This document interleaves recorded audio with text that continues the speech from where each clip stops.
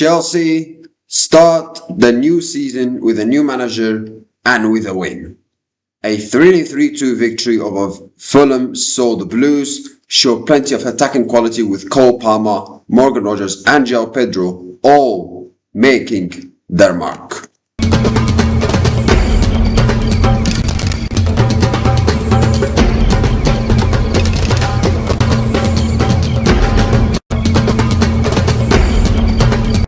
Running a website sounds easy until you are dealing with blogs, pages, events, and about 10 different tabs open at the same time.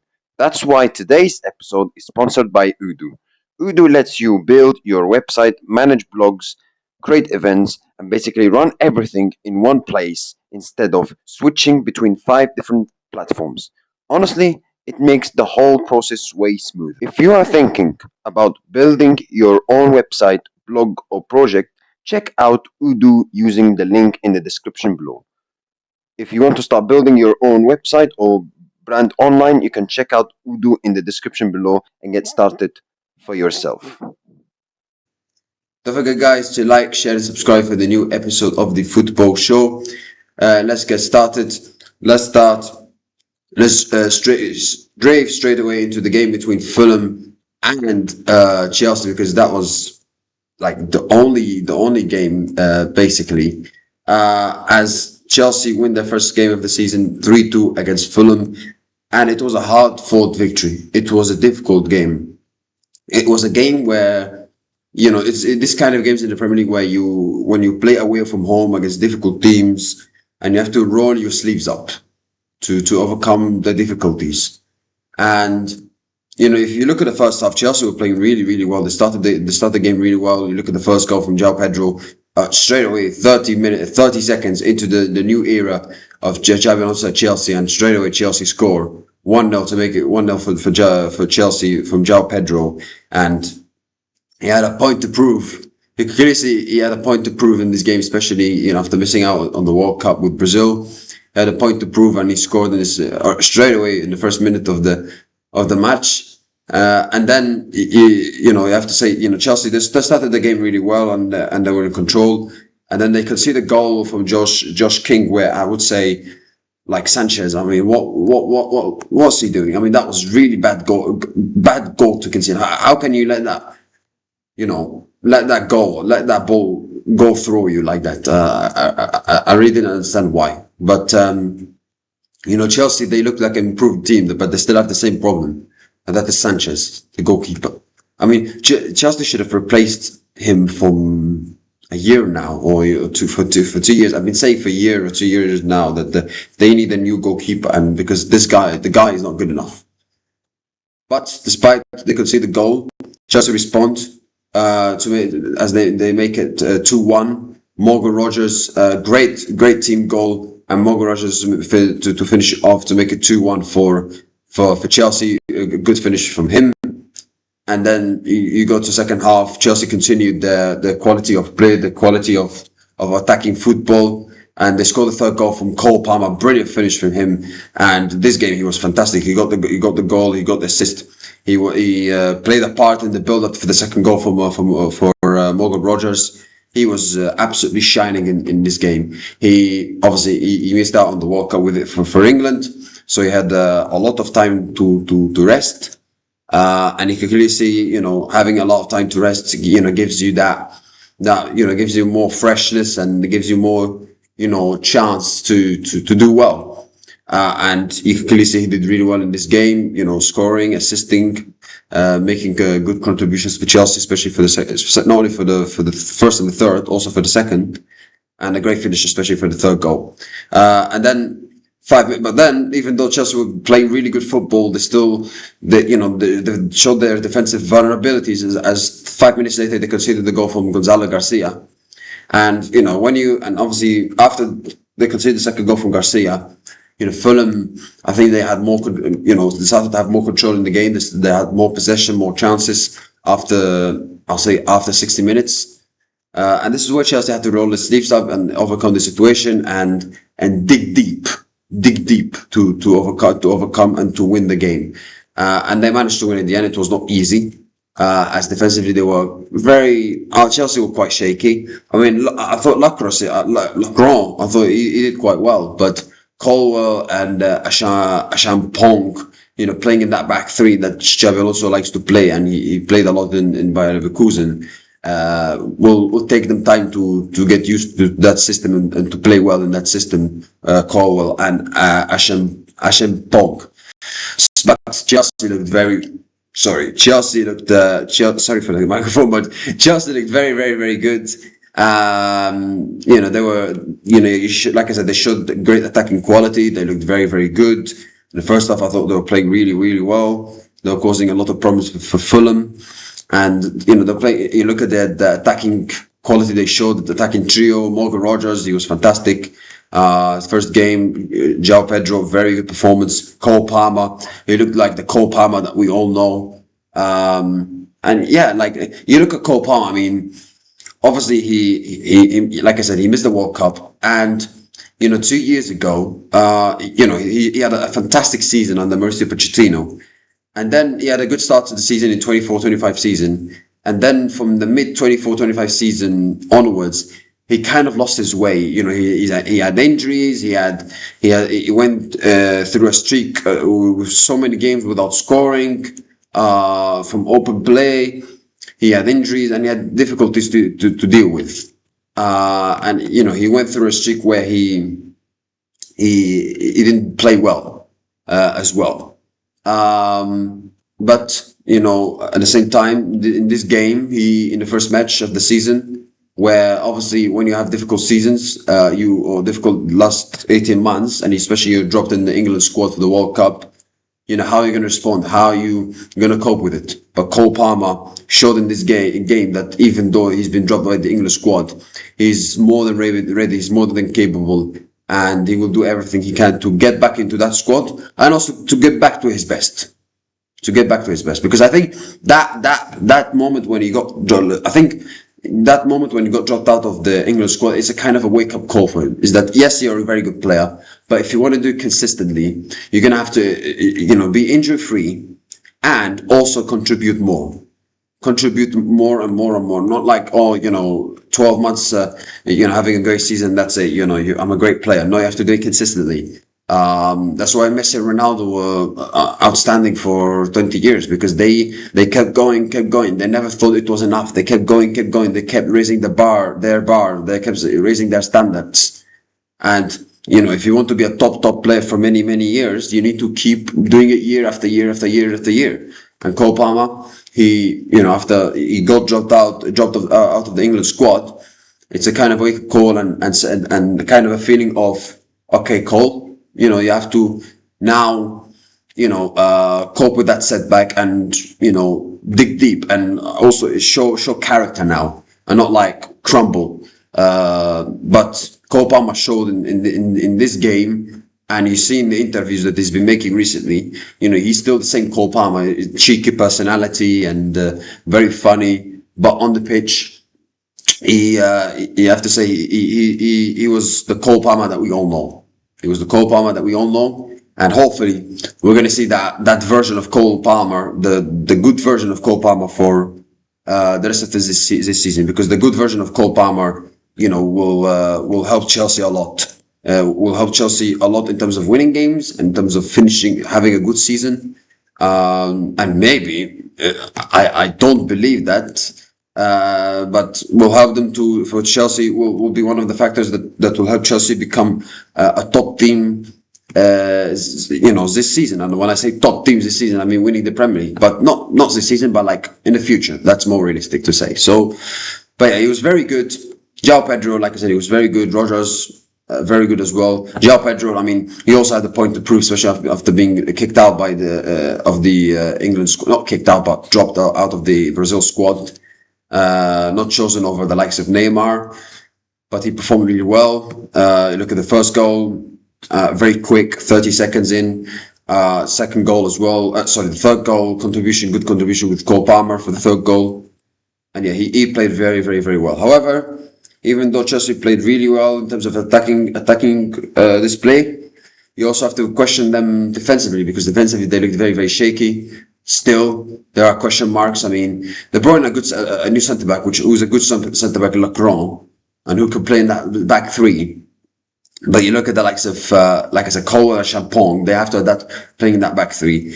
Atto and Gusto in that wing backs positions.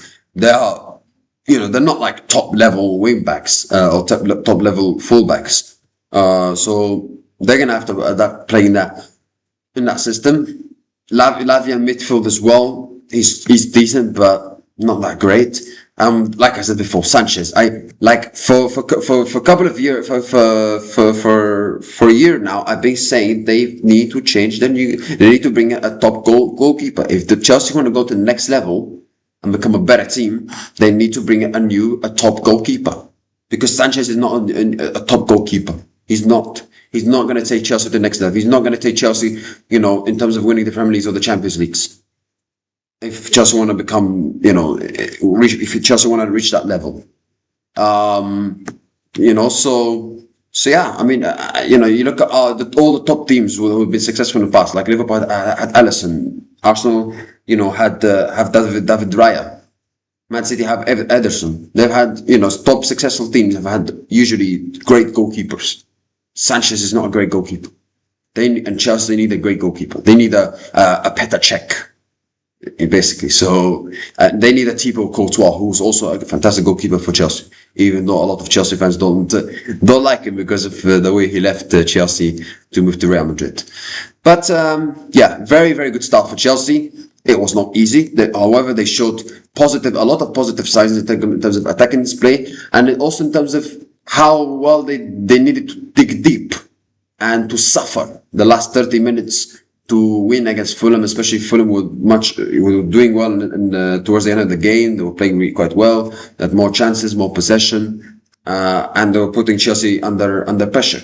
But Chelsea dealt with it really well, and they managed to win the game. So I think if you're a Chelsea fan, you can be pleased with the character and how well Chelsea did. How well Chelsea dug deep in terms of winning game towards the end, and also how well they played in terms of attacking phase, the quality and the performance of João Pedro, Rodgers, and Palmer. But if you also want to look at the negative side, the goalkeeper, you need a top goalkeeper, and defensively, this is something that you can improve on. So yeah, but generally it's a very good day. It was a very good day for Chelsea, good start to the season, and it's always important to win your first match of the season in the Premier League, especially against a team like Fulham, because Chelsea after that they'll have difficult games. They'll play against Brighton at home, but before they play Brighton, they'll play against Luton Town in the League Cup, which is a game you would expect them to win. But then they've got Brighton at home, tricky game. Brighton are a good side. They just beat Aston Villa 4-0, and then you've got the champions away from home, Arsenal. So it was important for Chelsea to win this game, especially because they've got two difficult games coming up in the Premier League. So and you look at the play, especially on the bench. You look at the likes of Pedro Neto. He's also another attacking player that Chelsea can help. Not just Rodgers and João Pedro and Cole Palmer. He came off the bench as well. Estavao as well, quality player. Danny Welbeck with his experience as well. However, a player who there are question marks about his future is Enzo Fernandez. He came on the bench from the bench to in the 64th minute, and he was booed by the Chelsea fans. Understandably why, to be honest with you. And a lot of Chelsea fans don't like him, especially because of some of his actions during the World Cup. And also, you could say he's been, kind of flirting for a move for quite some time. I mean, that's why I think he was dropped by Liam Rosenior for 2 games, which was against Port Vale and Man City, if I'm not mistaken, because his agent were kind of flirting for a move for quite some time now, for the last couple of months. But yeah, I mean. Also, quick shout out to Odoo for sponsoring today's episode. I was literally updating the site earlier, and the blog event setup is ridiculously easy to use. Links below if you want to check it out. Anyway, back to the show. So yeah, I mean, like I said, he was booed by the Chelsea fans, and understandably why, with the reasons I mentioned. If he wants to leave, Chelsea should let him go. Firstly, obviously, Man City, they've been trying to get him for the past couple of weeks because obviously the connections between Enzo Fernandez and Enzo Maresca. Not only obviously, they had the connection they had at Chelsea, but also the connection of the first name, Enzo Maresca and Enzo Fernandez. No, I'm joking, obviously. But, obviously, City don't want to pay 120 million. They haven't paid 120 million for Enzo Fernandez yet, which is the asking price from Chelsea's side. And to be honest, like, if Enzo Fernandez wants to leave, Chelsea should let him go. They should let him go. Like, why waste your time? Why waste your time with a player that is unhappy? Why waste your time? It's a bit like Atletico Madrid with Julian Alvarez. Don't waste your time. Let him go, take the money, and spend it on other players. Simple as that. I mean, yes, Enzo Fernandez is a quality player, but players come and go. Players come and go. You will find you will find a great player, and you will find another one. So yeah, if Enzo Fernandez leaves, it doesn't mean that Chelsea are never going to have a quality midfielder like him in the future. So yeah, I mean, obviously, Enzo Fernandez is a good player. He's a World Cup winner. He's a guy that can step up. He can step up in big moments. But at the same time, if he doesn't want to play, if he wants to leave, why waste your time with him? So yeah, and even Xabi Alonso has been, refusing to answer that question. I mean, reporters were asking Xabi Alonso questions about Enzo Fernandez in the press conference. Does he want to stay? Is he going to be a Chelsea player by the end of this transfer window? And he's been saying, he's a Chelsea player for now. He's been training and so on. He's refusing to answer. Xabi Alonso's answers are in the pre-match press conference are basically saying that, the guy doesn't want to stay. Enzo Fernandez does not want to stay. He does not want to stay. And listen, and especially, he said, Xabi Alonso, that he said that we have to accept the situation of Enzo Fernandez and it's not a big deal. And yeah, it's not a big deal because it's one player we're talking about. But for Enzo Fernandez, listen, I understand everybody wants to play for Barcelona, Real Madrid, or maybe he wants to connect with Enzo Maresca again. But if you leave the club, leave in a professional way. But we all know that that's never going to happen because loyalties. There are no loyalties in football, in sport generally, or in life. There are no loyalties. Even if you marry a girl, there is no guarantee for loyalty. I'm not joking. There's no loyalty. If you want loyalty, I think it's better for you to get yourself a dog or a cat in your house. But to think that there will be loyalty if you marry a girl or whatever, no. I know I'm using weird analogies, but anyway, Enzo Fernandez has been a very good player for Chelsea, but obviously there are some moments that Chelsea fans are not happy with him. And there are some moments that Chelsea fans are not happy with him. And also, he's not, he's had some, even though he's had some good performances, but he's also had some difficult performances, not great performances. And there's also, his agent came out before the games against Port Vale and Man City, where he said, Enzo Fernandez would like to leave and so on and so on. So, yeah, like I said before, if a player wants to leave the club, let him go. Don't waste your time. And receive the money and spend it on other players. Don't waste your time.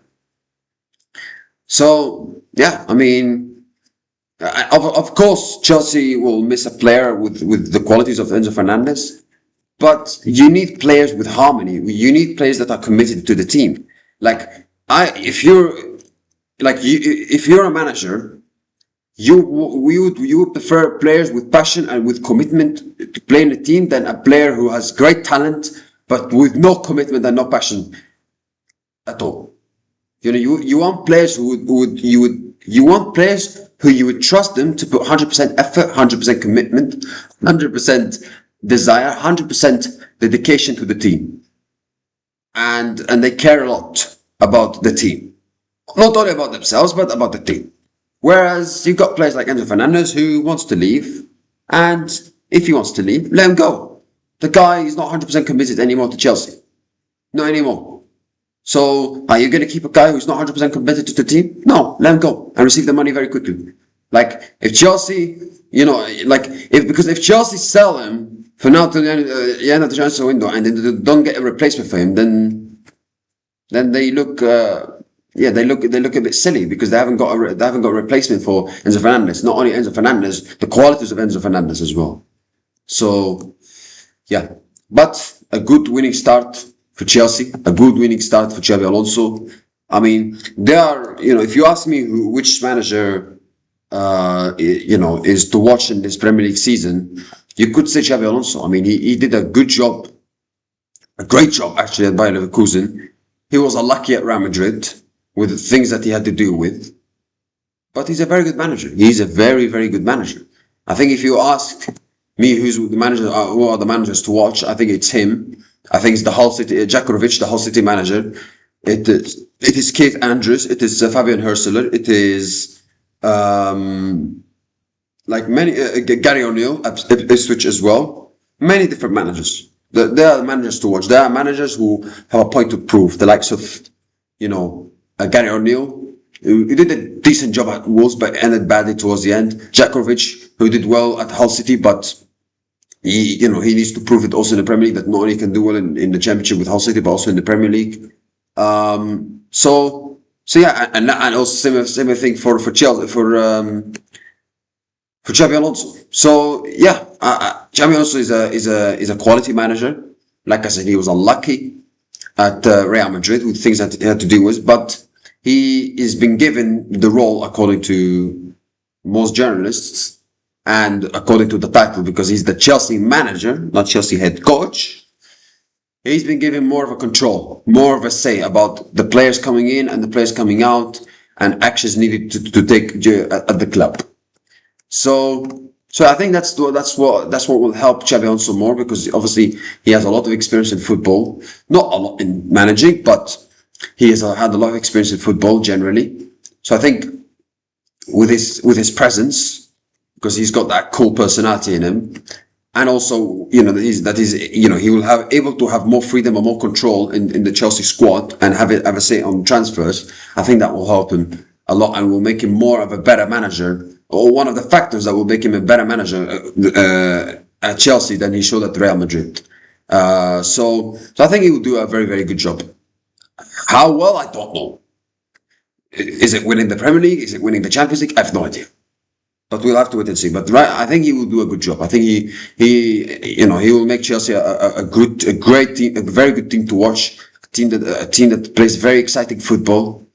But at the same time, you have to also transmit that kind of great football into winning trophies. And I do expect Chelsea to win a trophy under Xabi Alonso. What kind of trophies are they?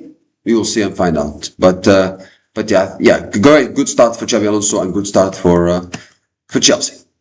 For Fulham, I mean, they pulled off. I mean, they conceded. Obviously, they don't have the quality that Chelsea have, especially in attacking phase. But I think they put in a good fight. I thought they played quite well, particularly second half. Gonzalo Garcia, who signed from Real Madrid, scored. They're a team that, the team also, they are quite brave. They like to go for it, attack. That 61% possession in the game. They had shots on target. They had also chances towards the end. I think Chelsea majority, I would say from the first minute till the 50th minute, they were the better team. But I think towards the end, Fulham, adapted and they played well towards the end of the match, and they created chances and they put Chelsea under pressure. But they were not lucky enough to get that third goal to score the equalizer. So yeah, but. Yeah, I mean, even though Fulham lost their first game, you could take positive signs if you're a Fulham fan, because Fulham, they competed quite well and they played well and they showed good attacking the qualities, and they're a team that, even though they play against a team like Chelsea, they are very, very, very brave. So yeah, and next game they've got against Sunderland, who lost their first game against Ipswich Town. So yeah, and. You look at Serie A, AS Roma. They had a very good season last season by beating getting into Champions League football. But in the first game they played yesterday against Fiorentina, they win 4-0 against Fiorentina. A hat trick, in terms of goals, hat trick from Malen, and a hat trick of assists from Paulo Dybala. And Pizzoli scored also the fourth goal. Roma showed they're still there, and they performed really well, and they're absolutely fantastic in this game. I mean, they got Champions League football last season, and you think like, okay, can they build that momentum and that quality towards next season? Because obviously every season, even though you're doing well, if you did well in the season, next season is more difficult. But they did well in the first game. They got off to a brilliant start. Hat trick from Marlon. Dybala owned the game. 3 assists from Dybala is not a coincidence. And that chemistry between Marlon and Dybala clearly showed in this game. So yeah, I mean, if Roma can keep those 2 players healthy for the rest of the season and avoid injuries, especially with the Champions League football they have to play, then Roma are gonna have a very good season, and maybe potentially even compete for the title. Maybe. But yeah, Roma, brilliant performance and a brilliant start for them. You've got also a bit of transfer news as Nico González agreed a deal to join for Newcastle for Man City. I mean, that's a very underrated signing, very good signing for Newcastle actually. 50 million, it's not that actually bad. I don't know why City. I think he's not been given a lot of game time for City as he deserved more. I think he's a very good midfield. I don't know why Man City let him through, by the way. Let him go, by the way. Especially Rodri, left. Bernardo Silva left. Reinders left. I don't know why he also left. It's quite understandable because he's not been playing a lot for City in the last 18 months as he would have liked. But yeah, another player leaving City, but he's a quality player, and he's a player that will be a great added value for Newcastle. Especially, you could say he's a kind of a replacement to Bruno Guimaraes, CDM, and also Nico González is CDM as well. So I think he'll be a very good signing. He's a very good signing for Newcastle. So he's a quality player, and I think he deserved more game time than he originally got at Man City. But does this not also suggest that Man City are they're going to really going for Enzo Fernandez? I mean, probably, because I think maybe they're trying to use that money. Maybe they've let those many players leave that in midfield because they're trying to go for that one player, Enzo Fernandez. Listen, if they let Savinho and Mamouche leave, I kind of understand. But when you let Nico González leave and Reinders leave, and you need a lot of midfielders, especially where Bernardo Silva and Rodri left, it's risky because you've let that many midfielders leave. So yeah, and if you look at the number of list of midfielders that Man City have compared to the other teams, it's nowhere near good enough. I mean, they've got Elliot Anderson, Kovacic, Enzo Fernandez if he comes in, and that's it. I mean, that's so strange, but yeah. But yeah, Nico González for sure will be he's a very good signing for Newcastle. That's it, guys. Thank you. Have a nice day. See you next time, and goodbye.